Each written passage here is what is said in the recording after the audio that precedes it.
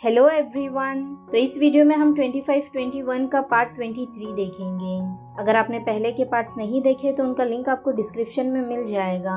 कहानी की शुरुआत में हम देखते हैं नाहिदू और उसकी मॉम नाहिदू के डैड के ग्रेव से वापस आ रहे होते हैं और नाहिदू की मॉम उसे कहती है कि वो हमेशा उसके डैड के ग्रेव पर जाया करेगी और वो उनके लिए टाइम निकालेगी। नाहिदू की मॉम उसे उसकी कॉलेज एप्लीकेशन के बारे में पूछती है, जिसपे वो कहती है कि उसे स्कॉलरशिप तो मिल रही है पर वो प्रोफेशनल स्पोर्ट्स टीम ज्वाइन करेगी और उसे बहुत अच्छा लगेगा अगर वो यूरिम के साथ एक ही टीम में रहेगी। तो नाहिदू की मॉम कहती है कि फेंसर की वजह से तुम कॉलेज नहीं जाने के बारे में कह रही हो, तुम्हें कॉलेज जाना होगा अगर तुम्हें अपनी लाइफ जीनी है फेंसर क्विट करने के बाद। और फिर दोनों की बहस होने लगती है और वापस उन दोनों के बीच झगड़ा हो जाता है।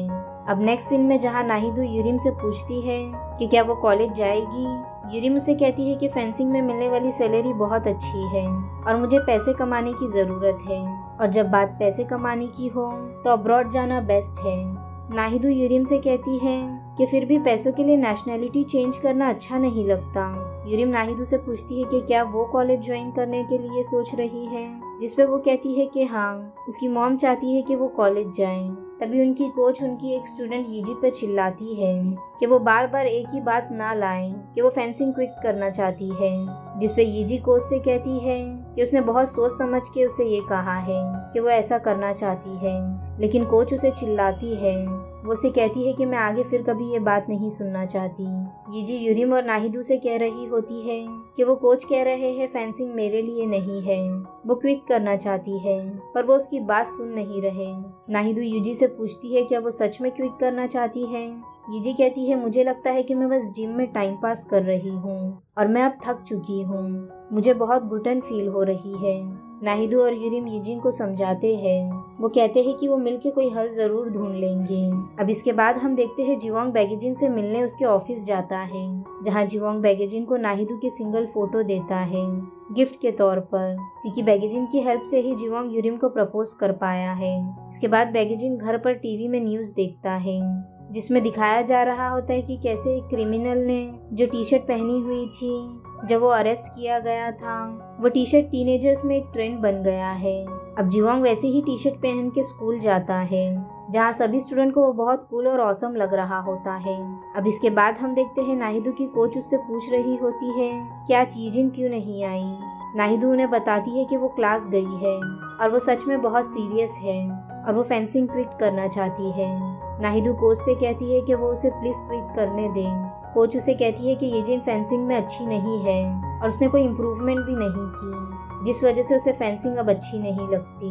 कोच कहती है मेरी जॉब का ये एक पार्ट है कि मैं अपने बच्चों को गिव अप करने से रोकूं। नाहिदू कहती है गिव अप करना भी एक चैलेंज है। कोच यूरिम से कहती है जाओ यीजिन की क्लास में से उसे ले आओ। यूरिम उन्हें कहती है कि वो ऐसा नहीं करेगी और वो ट्रेनिंग पर भी नहीं आएगी जब तक आप यूजी को क्विट करने नहीं देते, और वो वहाँ से चली जाती है। नाहिदू भी ऐसे ही कहकर क्लास में चली जाती है। नाहिदू यूरिम को पेपर में लिख कर देती है कि उसने बहुत अच्छा किया। जीवोंग और स्वैंगवान साथ में होते हैं। स्वैंगवान कहती है 12 साल स्कूल में पढ़ने के बाद भी अभी कुछ दिन बाद फिर दूसरी स्कूल में जाकर पढ़ना है। तभी कुछ स्टूडेंट जीवोंग को आकर कहते हैं कि उसने वही टी शर्ट पहन रखी है और उसे कहते हैं कि थोड़ा शो करो, जिस वजह से जीवोंग अपनी स्कूल यूनिफॉर्म निकालकर शो ऑफ करने लग जाता है। लेकिन तभी वहाँ उनके सर आ जाते हैं और वो उसे वो टी शर्ट पहना देख गुस्सा होते हैं और उसे मारने लगते हैं। स्वैंगवान अपने सर को रोकने कहती है। वो कहती है कि वो स्टूडेंट्स को मारने कब बंद करेंगे, जब वो उनसे बात कर सकते हैं तो उन्हें मारते क्यों है।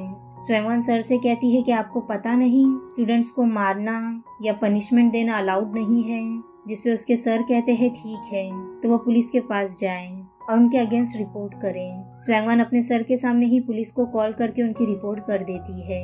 अब कुछ देर बाद वहाँ पुलिस आती है और प्रिंसिपल पुलिस ऑफिसर जीवोंग और स्वैंगवान को ऑफिस में चलने कहते हैं। स्वैंगवान जीवोंग को ट्रीटमेंट करने चलने कहती है और यूरिम जीवोंग को अपने साथ ले जाती है।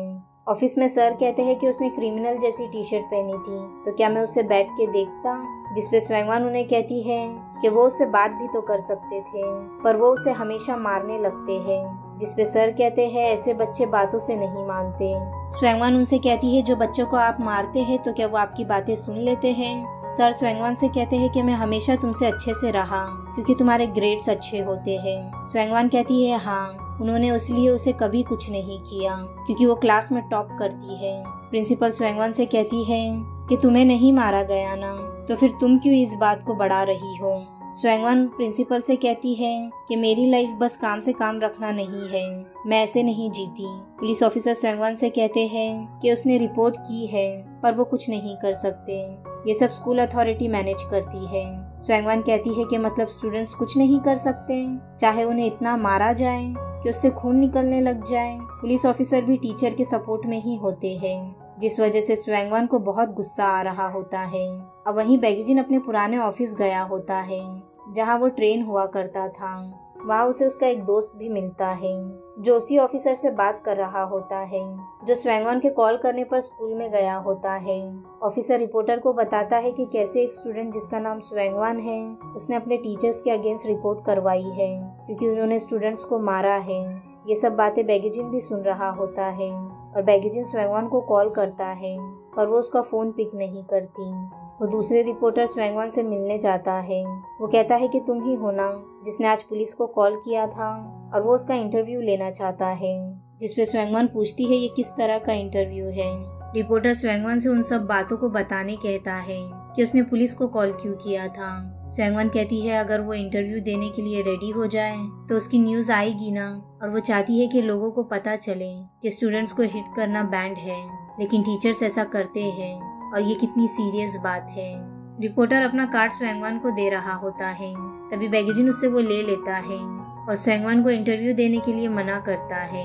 बैगजिन उस रिपोर्टर से कहता है कि स्वैंगवान उसकी कजिन है और वो उसे बुरा ना बनाए। वो कहता है मुझे पता है वो स्कूल की रियलिटी लोगों के सामने नहीं आने वाली है, तुम बस एक स्टूडेंट को बुरा बताओगे कि उसने पुलिस को कॉल करके अपने टीचर्स के अगेंस्ट रिपोर्ट की। बैगजिन उस रिपोर्टर से कहता है कि वो इस केस को कवर ना करें और कोई दूसरा केस ढूंढ ले। बैगजिन और स्वैंगवान बस स्टॉप पर बैठे होते हैं। बैगजिन स्वैंगवान से कहता है कि तुम कहा करती थी कि तुम्हारी लाइफ बोरिंग है, अब देखो तुम कैसी प्रॉब्लम्स में फंस गई हो। जिसपे स्वैंगवान कहती है अगर आप टीचर के अगेंस्ट रिपोर्ट भी करेंगे असॉल्ट करने के लिए तो कोई कुछ नहीं कर सकता। स्वैंगवान बैगजिन से कहती है कि उसकी लाइफ खराब हो जाती अगर वो इंटरव्यू देने लग जाती तो। जिसपे बैगजिन कहता है कि इसलिए तुमको फोन उठाना चाहिए था। स्वैंगवान कहती है कि उसे पता नहीं था कि बैगजिन उसे कॉल कर रहा है। स्वैंगवान बैगजिन से कहती है ऐसी टेक्नोलॉजी भी होनी चाहिए कि जो बता सके कौन कॉल कर रहा है। बैगजिन कहता है कि वो ऐसा नहीं चाहता क्योंकि फिर कोई रिपोर्टर्स के कॉल पिक नहीं करेगा। स्वैंगवान बैगजिन को थैंक यू कहती है कि वो आज वक्त पे आ गया और उसने उसे इंटरव्यू देने से बचा लिया। अब अगले सीन में हम देखते हैं यूरिम, नाहिदो और यूजिन कोच के पास होते हैं। कोच यूजिन पर गुस्सा हो रही होती है कि कैसे उसके वजह से उसकी टीम मेंबर्स ट्रेनिंग नहीं कर रहे।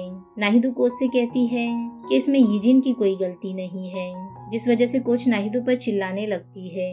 यूजिन कोच से कहती है ये सब मेरी ही गलती है, इसलिए आप उन्हें कुछ मत बोलिए और मुझे चिल्लाइए। कोच यूजिन से कहती है कि वो उसे इतनी आसानी से फेंसिंग क्विट करने नहीं देगी, लेकिन अगर वो क्वालिफाइज तक जाएगी तो वो उसे क्विट करने दे देंगी, जिसपे यूजिन मान जाती है। अब नाहिदो और यूरिम यूजिन की हेल्प करते हैं उसकी प्रैक्टिस करने में ताकि वो क्वालिफायर्स में जा सके।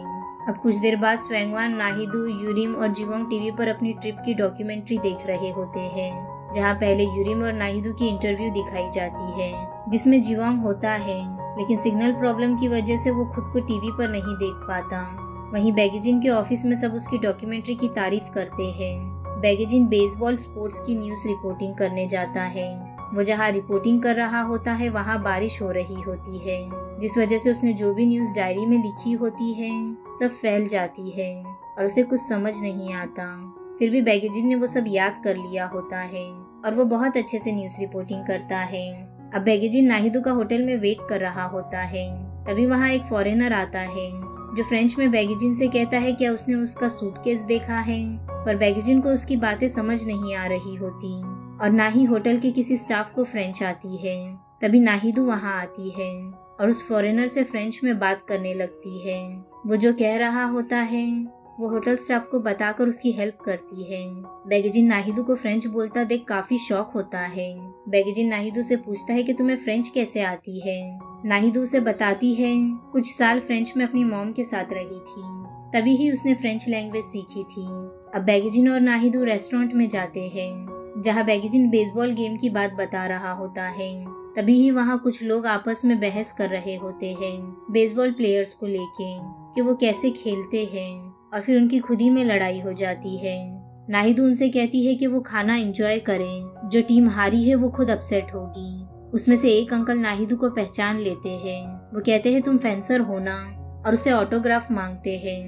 बैगजिन जल्दी से नाहिदू को वहाँ से लेकर बाहर आ जाता है ताकि लोग उसे परेशान ना करें। अब बैगजिन और नाहिदू एक ही अम्ब्रेला में होते हैं क्योंकि बारिश हो रही होती है, और नाहिदू उन अंकल्स पर गुस्सा हो रही होती है कि वो कैसे कह सकते हैं कि वो उससे बेटर खेल सकते हैं। अगर ऐसा है तो खेल के दिखाएं। बैगजिन नाहिदू को शांत करवाता है और फिर उसे लेकर होटल की तरफ जाने लगता है।